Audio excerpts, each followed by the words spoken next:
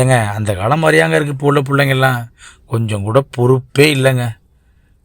என்ன பண்ணுறது, அன்றைக்கி நாங்கள்லாம் எப்படி தெரியுமா கஷ்டப்பட்டோம், எவ்வளோ பொறுப்பாக இருப்போம் அப்படின்னு ஒருத்தர் புலம்பிக்கிட்டே இருந்தார். இந்த புலம்பல் ஒருத்தரோடது மட்டும் இல்லைங்க, இது தலைமுறையாக தொடர்ந்து வந்துகிட்டு இருக்க புலம்பல் தான். இப்போ சமீபத்தில் ஒரு தொலைக்காட்சி நிகழ்ச்சியில் கூட இப்போ உள்ள குழந்தைங்க என்ன சொல்கிறாங்க, வேலைக்கு போகிற இடத்துல எனக்கு இந்த சலுகைகள்லாம் வேணும், அப்படி தான் நாங்கள் வேலைக்கு வருவோம், அப்படி இல்லை நாங்கள் வேலைக்கு வர மாட்டோம் அப்படிங்கிறது மாதிரி ரொம்ப தைரியமாக கேட்குறாங்க. இதை பார்த்தோன்னா நமக்கு ஒரு ஆச்சரியமாக இருக்குது, மிரட்சியாக இருக்குது. இப்படிலாம் பேச முடியுமான்னு இப்போ தான் எனக்கு ஒரு விஷயம் புரிய ஆரம்பிச்சுது. ஏன் நமக்கு ஆச்சரியமாக இருக்குது? ஏன்னா நம்ம தலைமுறையில் வேலை கிடைக்கிறதே பெருசாக இருந்துச்சு. வேலை கிடைக்கணும், அப்புறம் அதுக்கப்புறம் நம்ம தொடர்ந்து அதில் பயணிக்கணும், போதுமான சம்பளம் கிடைக்கணும். இதே நம்ம தலைமுறைக்கு மூத்த தலைமுறைகள்லாம் கொத்தடிமைகளாக இருந்தாங்க, கூலி வேலைகளுக்கு போய் கஷ்டப்பட்டாங்க.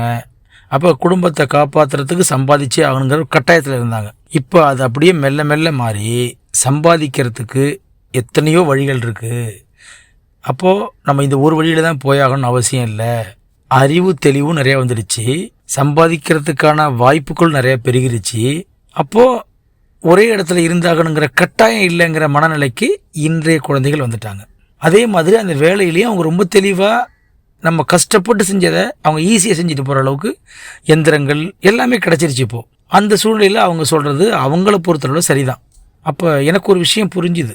தாத்தா என்ன கஷ்டப்பட்டாரோ அந்த கஷ்டம் படக்கூடாது, வாழ்க்கையில் வரக்கூடாது அப்படிங்கிறத மகன் வாழ்க்கையில் நிறைவேற்றுறார். மகன் எதுக்கெல்லாம் கஷ்டப்பட்டாரோ அந்த கஷ்டம் வரக்கூடாதுன்னு அவருக்கு பிறக்கிற மகன் அப்படிப்பட்ட சூழ்நிலை அமைச்சிக்கிறார்.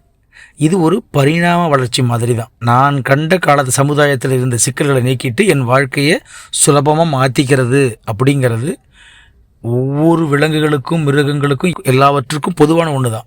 இது மனித இனத்திலையும் நிகழ்ந்துக்கிட்டு இருக்கு.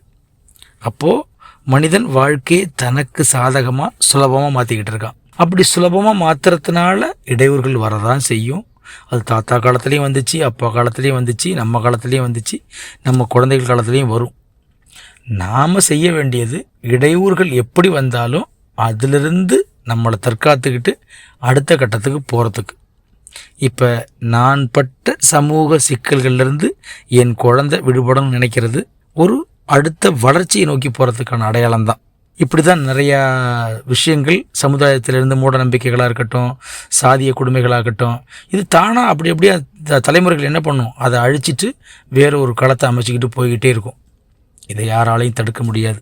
வேணா வர்ற துன்பத்திலிருந்து பாதுகாக்கிறதுக்கு நம்மால் முடிஞ்ச சில அறிவுரைகளை கொடுக்கலாம். அவங்கள தடுக்கிறத விட தடம் புரளாமல் பார்த்துக்கிறது மேல், இல்லைங்களா?